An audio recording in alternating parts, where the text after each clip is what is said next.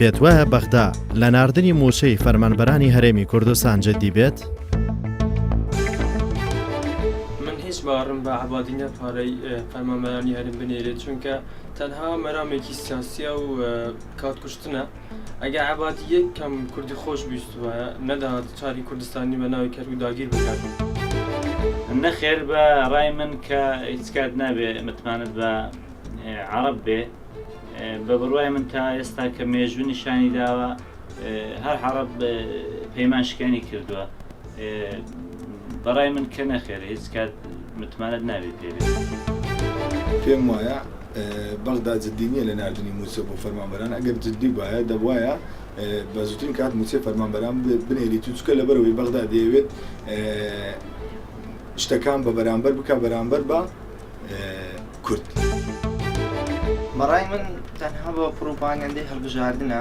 ئەگەر من بەسی بابینێرێت دەمێکە لە مانگی دەوە هەرڵێ ئەی نێرین وی نێرین بەڵام شتێک نەهاتووە. ئەگەر بیشی نێرە لەوانەیە هەر بۆ مانگێک بێت دوای هەڵبژاردن هیچ شتێکی تر نەبێت. نەخێر پێم وانە بەڵام لە ئێستادا عەبادی بەهۆی نزیک بوونەوەی هەڵبژاردنەکانیان هەوڵی تەواوەدەن دڵی کوردیش بەدەستێنەوە کە هەموو لایەنەکانی تر تەنها گەرمەبەستی بە پێش هەڵبژاردنەکە خۆی یەکلای ئەکردەوە لەو کێشەیە و نەخێر چونکە هەموو کات دژاتی خۆ بۆیە مەسەلماندووە نایکە ناردنی موچە و